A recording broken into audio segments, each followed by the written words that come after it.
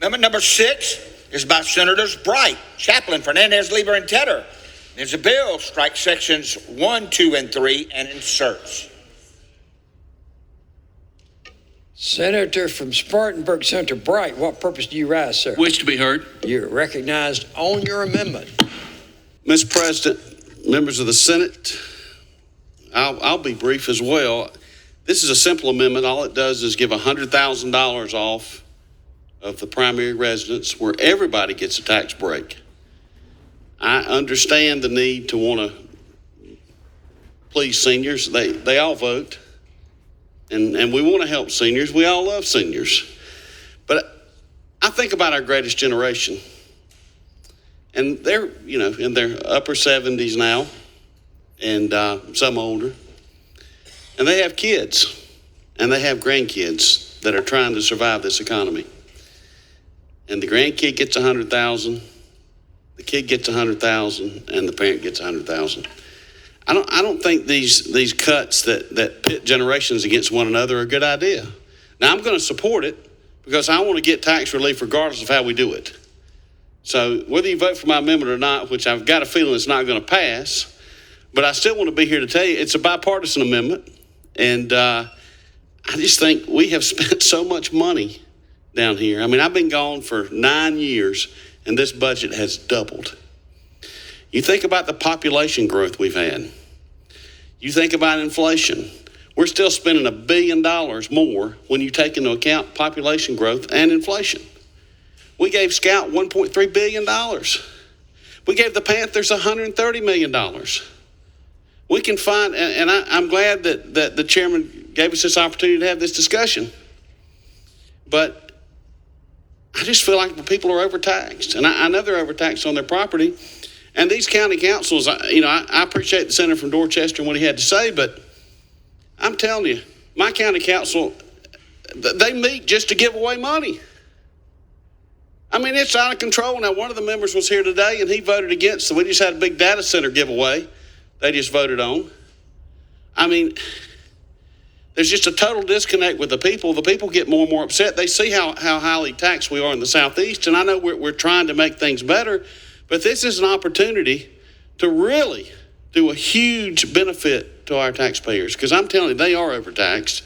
When you look at what the federal government has grown, what the state has grown, and I've got to say, I don't want to, we need jobs, everybody needs jobs, but we've had low unemployment. These giveaways to bring these industries in, I mean, I'm going to go back to an old song that became a new song that the Black Crowes, I think, remade. And I think the title of the song is The Big Yellow Taxi.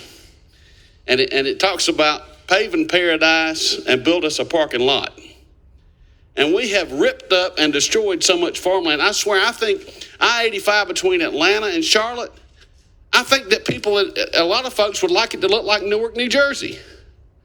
We need jobs for our people. I'm all for it. But we complain about these people from Ohio coming down here, but goodness gracious, we pay these companies to come here. We don't have massive unemployment.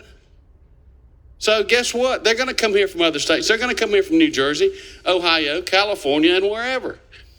I think that we've had enough growth. Senator from Greenville, Senator Corbin, what purpose do you rise, sir? Senator, yield for a question. Senator, yield for a question. Senator yields. Senator, yields for a question. Senator, did you know the original artist that made that famous was Joni Mitchell? I think I read that. I was looking that up, but, I get to the well and I have my notes and all my things in my memory, and then the ADD takes over and I start to ramble. But I did look that up earlier, and I meant to quote that, but I kind of got ahead of myself. All that does was just tell you how old I am and what generation I'm from. But in all seriousness, did your amendment, did it also include the caveat of having lived here for 5 years? Well, I talked to staff that there's some debate about the 5 years and the possibility of a legal challenge. And, whether it happens or not, I know we got a severability clause. But guess what? If they came here a year ago, their kids and grandkids probably aren't here. So if you want to help the home people, their kids and grandkids are probably here. So that's $300,000 when you add it up 3 times, when you're talking about 3 generations receiving that benefit. Thank you, Senator. Thank you. Senator from Richland, Senator Jackson, what purpose do you rise, sir? Mr. President, with my good friend Lee Bright, yield for a question. Senator from Absolutely. Spartanburg. For my good friend from Richland always. Yes, sir. Senator yields for question. Senator, did you know I'm happy to see you? I'm happy to see you. Welcome back. Did you know that? It's good to be back. Although I was bragged on last night about how I was Lee Bright 2.0, I'm reverting back a little today, but I'll try to do better after today. Senator, did I hear you say that you're concerned because southeastern states are overtaxed? Well, in the Southeast, we have the highest income tax in the Southeast, yeah. So I question with Senator, how many southeastern states are controlled by Democrats? Just think about it. Welcome back, Senator.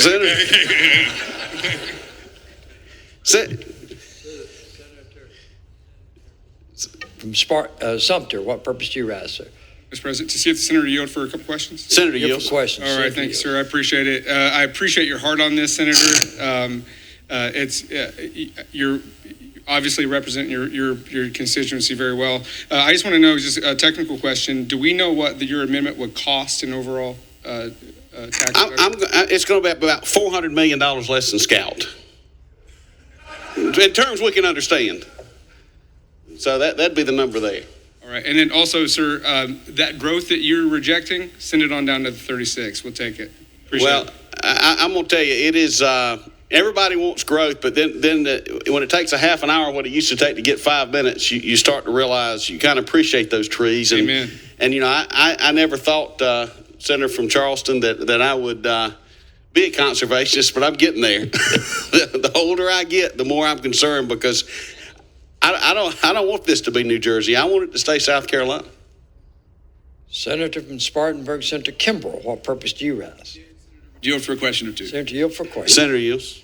I figure I'd talk to my other colleague from Spartanburg. I sit by one, I get to talk to you up there now. So in all seriousness, because this is one of those amendments that's hard, right? It's a hard one, and I think you know that when you put it up there. It's a hard amendment for a lot of us that very much want significant property tax cuts and cuts in income taxes for that matter. But We're going to have some opportunities on the income tax too, just some small ones. ones. Let's talk about this one specifically because I've looked, the numbers I understand it's about $800 million to cut. I said 900 just so that way I wouldn't be pushed around something saying like I was underestimating. Somewhere between 800 million to $1 billion, let's put it that way, right? So Right. pretty significant.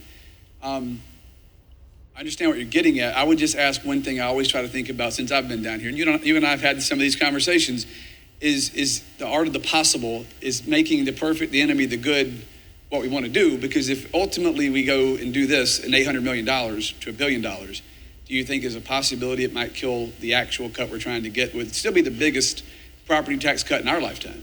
If by some miracle, which I'm under no grand illusion, but if by some miracle this passes, it's going to go over to the House and then the negotiations will start.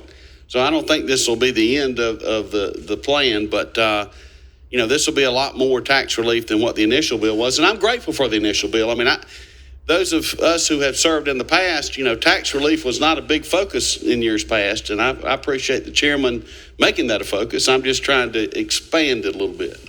Senator, we have cut taxes a good bit since you've been gone, thanks to the chairman here, and this is another big opportunity.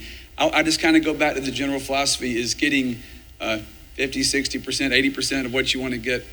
I mean, in other words, I wouldn't sacrifice something really excellent. Oh, I said again, Senator, I'm going to vote for the original bill, but I'd like to have this opportunity for us to send something over there because I know that the chairman's in a position where, he's a strong fiscal conservative, but those guys across on that other side, some of them really like to spend money. So he's got to try to work with them and get a budget. But I just want to get him a very strong stance on this side on the property tax issue.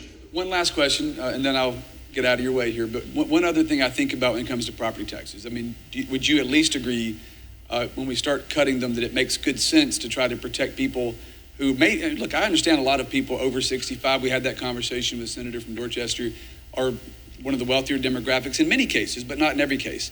And there are people, and you and I both represent them, everybody in this room does, who are in a position to where after they retire and they're on a fixed income, limited income, a property tax bill literally could be a way in which you lose your house when you're living in retirement. So do you think at least this makes good sense to target relief toward people who may be on a fixed income so they don't lose their house because of a property tax? Yeah, and I think there are people that are under 65 that are facing the same struggles.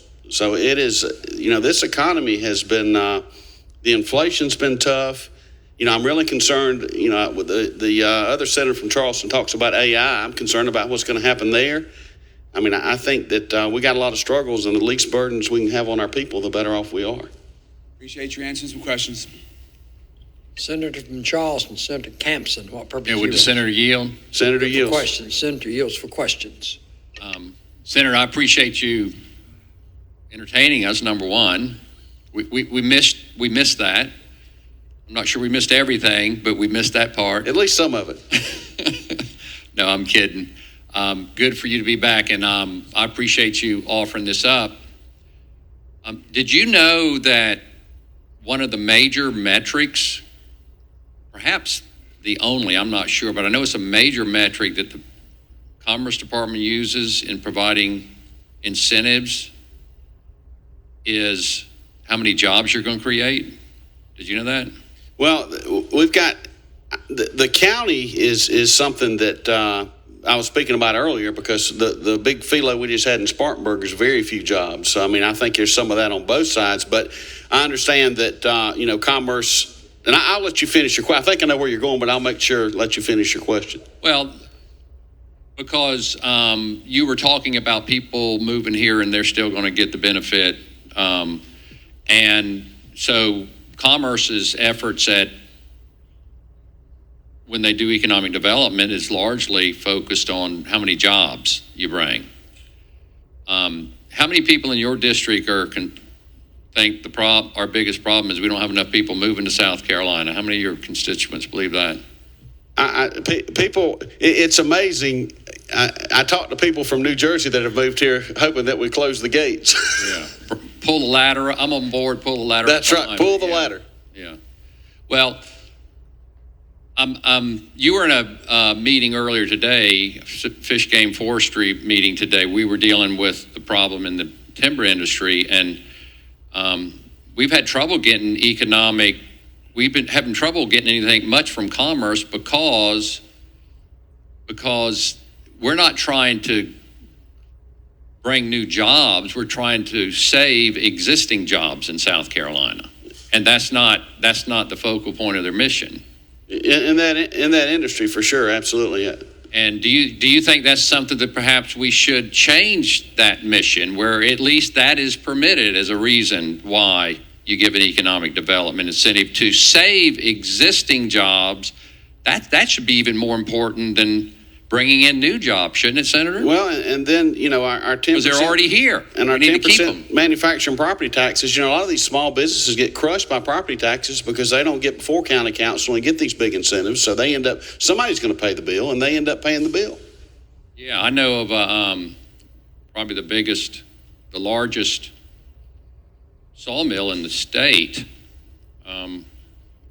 They've tried to get incentives, and they don't get any because they're already here, but they give incentives to companies that are come-yes, not been-yes, all day long. And so, and that's a matter, we're kind of responsible for that too, because we can change that law.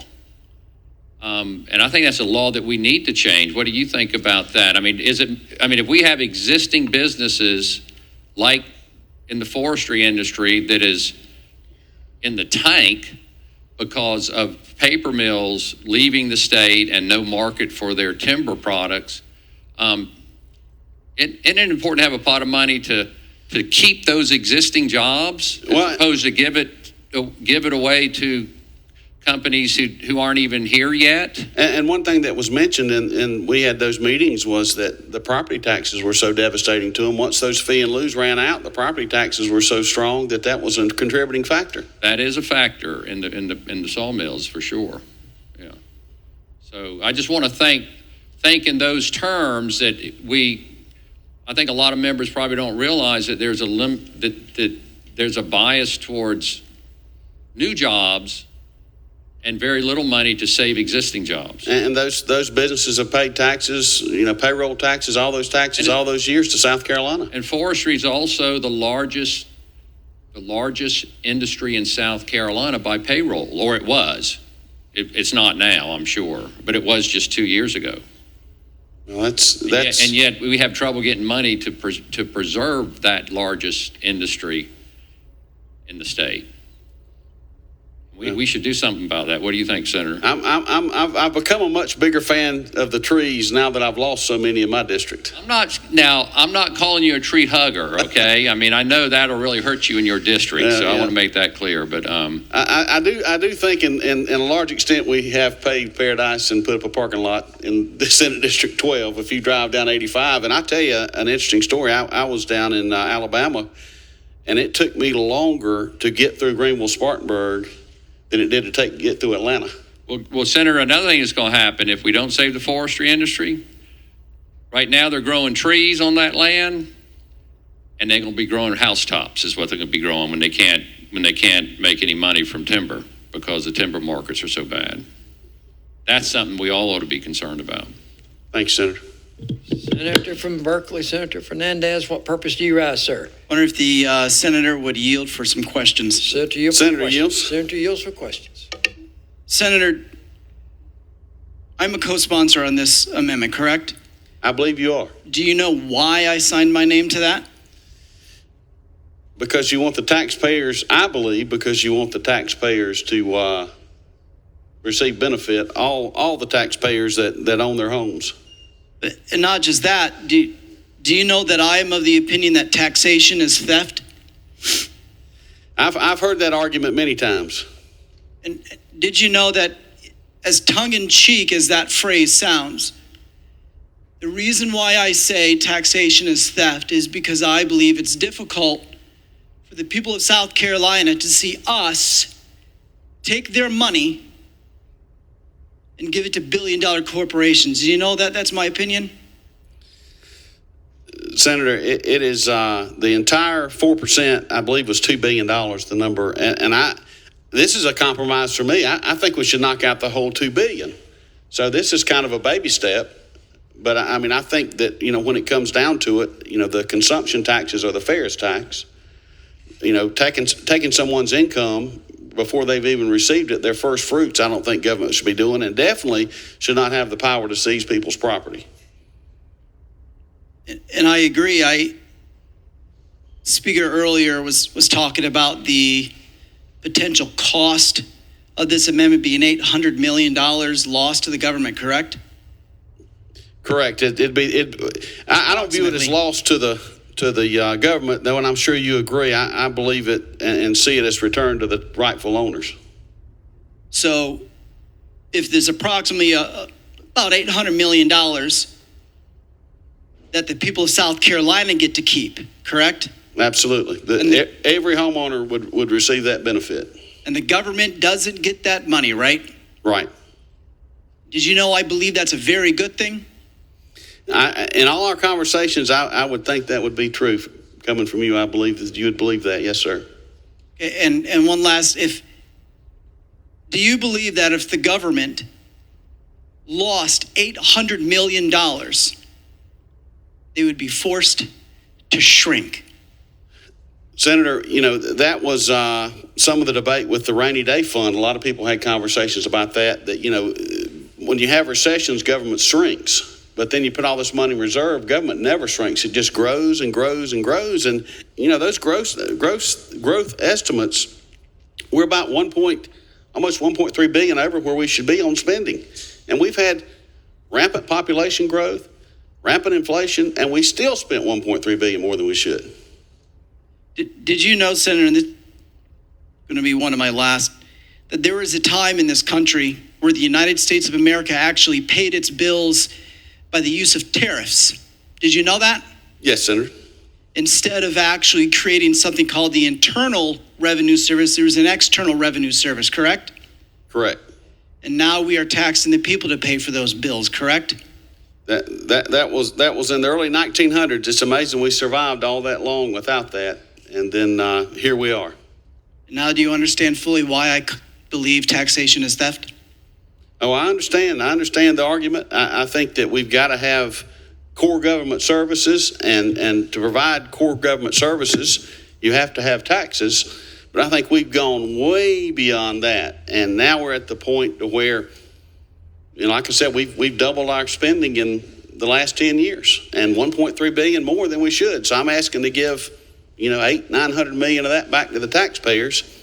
And like I said, I wasn't planning on being long. If there's no more questions, I'd just move for adoption of the amendment.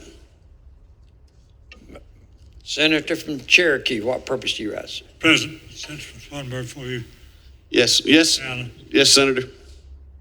Welcome back. Thanks for having me back. We've missed you. I miss being here. I miss working with you, Senator. Get along fine. Really fiscal conservative, both of us. Absolutely. You'll have to admit that. I said that early on in the speech. Were you paying attention, even though you weren't a senator? I know you were paying attention to what we did. I was. You know what one of the first things I did when I became chairman of the Finance Committee? I know. Help with this body. I know we had some tax relief. The largest tax decrease in the history of the state. I just want to accelerate that and make it even greater, Senator. Under the Peeler property tax cut right here. That's what you got. So we're paying attention when the senator from Dorchester talked to us for about 2 days, I think, about the desperate need of comprehensive tax reform. I listened to not all of it, but most of it, and I think that's true. I don't agree with a lot of some of his plans, but I do agree with the premise that we need a complete overhaul of the system. That's the point I'm trying to make, and I promised him, and I promise you, that I will name a subcommittee, to work on comprehensive, three-legged stool tax reform. And I'm asking you to withdraw this amendment. I commit to you that you'll be sitting at the table with us when we're making decisions on this. Because of the body of the 46 senators, the senator from Dorchester is the most qualified, I think. It's part of his business, what he does, wealth management, that type of thing. And you'll see some type of comprehensive tax reform that I think you'll support. Well, Senator, I appreciate that, and I have immense respect for you. I know you know that. I can't ask you a question, but I don't have to ask a question. I know you know that. But I have never been one to withdraw amendments, and I would just like, I've already said I was going to do this. I committed to do it. I really don't want to go back on my word. If I'd given you my word, I'd withdraw it. I would have withdrawn it. But if I give you my word that I'm going to move to table it, will that make you change your mind? No, Senator, I'll just go down swinging like I did when I was here before. But, Senator, I do because we're going to be friends when this is over. And I want to tell you, they are people in power that hold power that are vindictive and do things they shouldn't do. And I admire you because you're not that type of person. And that's why I've loved working with you, because when I was here before, you were always, we'd have our arguments and discussions, but you're always fair. And I appreciate that. And like I said, I fully planned after our conversation before we got in here to know I was going to lose, but I'm still want to vote just to know where we are. I want to know who's with me on this kind of reform, because I think it does go beyond, what we're talking about now. I mean, it's just so much more money. But I would like a vote just to know where I stand in this body. And I mean, if we have 3 votes for it, I'll understand it. And I'm not going to go out and attack other members for being on the other side. I just want to know for my sake where the vote is, because there's going to be an income tax bill coming up, and I'm planning on putting an amendment on there. But I want to know now where I might stand on that, because I do think that basically I'm not confident that this amendment's going to pass. If it does, I'm not going to be disappointed, but I think the odds are very slim, because obviously if you're going to table it and make the motion, the odds of me winning are going to be slim. But I have gone a long life of facing losses, and I have always come out better on the other side. So, but if you want to move the table, I won't be offended. Well, let me ask you this. You agree to the fiscal impact we've been given, about $900 million. Yes, Senator. Where would we get that money? Let me ask you now this. I love you. But now, how many years, what was it a few years back when you wanted to have a South Carolina money Well, how did that work? So that was, Did that we was, pay- I want to we pay that explain that $900 million? because I have been, Bright Bucks, that was Can what we the. pay for it with bright bucks? Well, we'd be better off because that was a gold and silver bill, and if the state would have invested all its retirement in gold and silver back when I sponsored the gold and silver bill, think of where this state would be. Right, you wouldn't have to worry. You'd have so much money to spend, you'd be carrying it under each arm into the chamber. But yeah, I'm telling you, that was a gold and silver bill, a study committee for the state, and if we'd have passed that and put all the state's retirement into that gold and silver, think of where would we be? If I got a financial planner in the back, how much has gone up in the last 15 years? Senator, I don't believe you were talking about movie titles.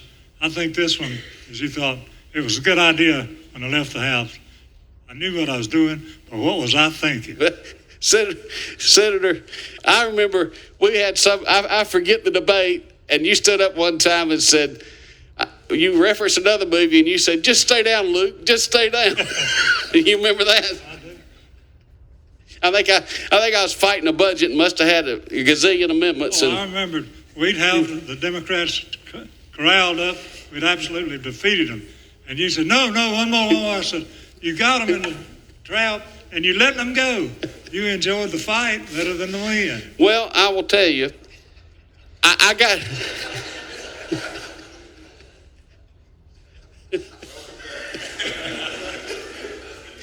Who was this talking about these Republicans and the spending?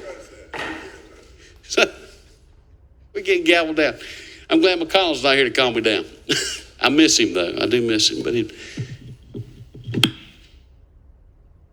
Senator from Berkeley, Senator Grooms, what purpose do you rise? See if the senator asks for a question. Senator Yields Yields. for question. Senator Yields for question. So I've been reading over the amendment, and it looks like you're going to exempt $100,000 of fair market value from all the houses. From 4%, owner-occupied. Owner-occupied. Do you know what the average value is on a home on Daniel Island? I'm not sure. I know the state average when I looked it up was $296,000, but I bet Daniel Island's a little more. You can't buy a house for under $1 million on Daniel Island. There's going to be some relief, but that's not enough. You know, I represent a good part of Mount Pleasant. You know what the average house on Mount Pleasant that I represent would be? Did you know? I'd heard. They come in at about 900,000. People must love that salt life. Well, when I was first elected, it was around 200,000. So this would have cut their property taxes in half. And I'm wondering, what was the thought processes by only $100,000? Well, the numbers I saw, $2 billion was the total on 4%. So it was kind of an arbitrary number. You know, it's one of those deals where, you know, if somebody wanted to make it less and I thought I had a chance of passing, I'd obviously do it. But I think we're kind of wrapped around the axle of 65 and over. So it really doesn't matter if the number was the $2 billion, but 100,000, that was just a number we came up with. I mean, it could have been, obviously it's more than what it is now for people that are over 65. Because if we're going whole hog, I want to make sure we take care of everybody. Why don't we move it to $1 million? Exempt the first $1 million. Well, if we did that, because if it's over $1 million, they could probably afford it. Well, $2 billion's the total. So, I mean, it wouldn't matter. I mean, it's whatever it is, you know, if we just eliminated all of them, my understanding, the sheet I was given was $2 billion for the 4%. So you eliminate it all for $2 billion, which I'm all for doing. This was me showing the spirit of compromise. We'll just do 100,000. So, well, how about this? Let's try to improve the amendment. I ask unanimous consent that we strike $100,000 and insert $1 million.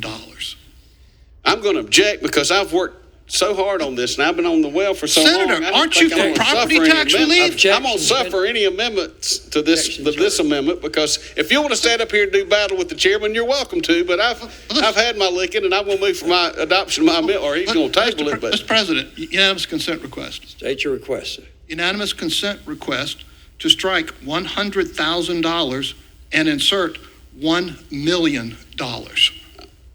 I'm going to object again because then my Objection amendment's has going to been fail. heard. That's what they call a poison pill. I've been here long enough to know how that works. I may have a chance of passing now. So that's so my suggestion, my unanimous consent was a poison pill, The million.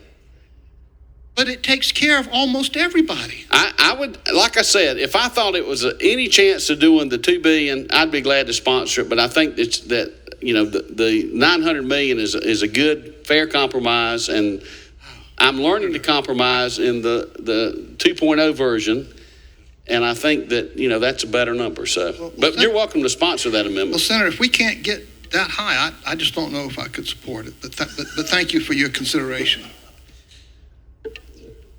So deferring to the chairman if he wants. I see another visitor. Senator from York, Senator Clymer, what purpose do you rise? Mr. President, I rise to make unanimous consent request. State your request. Be added as a co-sponsor of the amendment. Is there objection to the Senator from York, Senator Clymer, being a co-sponsor of the amendment? Hearing no objection. So if we got 6 co-sponsors, we know we got 6 votes. Hopefully, of course, we may have lost one. I don't know. We've had some folks speak against it that may carry some weight. But if the senator wants to table, I'd like to move for adoption.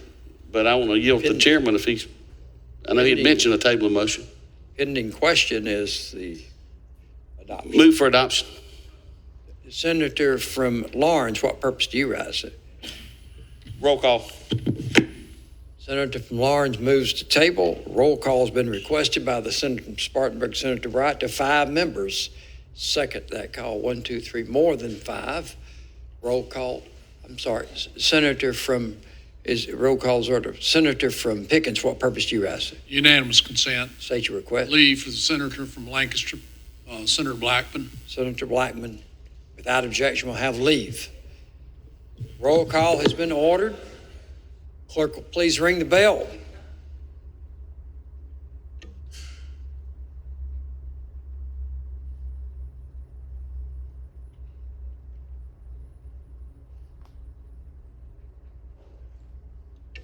The reading clerk, the motion before us is tabling. The motion to table the amendment. Amendment number 6. The reading clerk will call the roll. Mr. Adams. Aye. Mr. Alexander. Aye. Mr. Allen. Not voting Mr. Bennett. Aye. Mr. Blackman has leave. Mr. Bright. No. Mr. Campson. Not voting Mr. Cash. No. Mr. Chaplin. Aye. Mr. Clymer. No. Mr. Corbin. No. Mr. Cromer. Aye. Mr. Davis. Aye. Mrs. Devine. No. Mr. Elliott. Aye. Mr. Fernandez. No. Mr. Gambrell. Aye. Mr. Garrett. Aye. Mr. Goldfinch. Aye. Mr. Graham. Aye. Mr. Grooms. Aye. Mr. Hembry. Aye. Mr. Hutto. Aye. Mr. Jackson. Aye. Mr. Johnson. Aye. Mr. Kennedy. Not voting Mr. Kimbrell. Aye. Mr. Lieber. No. Mr. Martin. Aye. Mr. Massey. Aye. Mrs. Matthews has leave. Mr. Ott. Mr. Ott not voting Mr. Peeler. Aye. Mr. Rankin. Aye. Mr. Rickenbaugh. Not voting Mr. Rice. Aye. Mr. Sabb. Aye. Mr. Stubbs. Aye. Mr. Sutton. Aye. Mr. Tedder. No. Mr. Turner. Aye. Mr. Verdon. Aye. Mr. Walker has leave. Mr. Williams. Aye. Mr. Young. Aye. Mr. Zell. Aye. Have all senators voted? Senator Campson votes aye.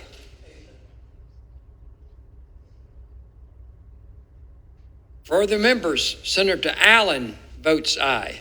Senator Ott votes no. Senator Rickenbach votes no.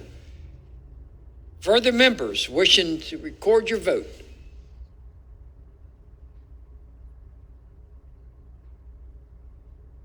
Final call.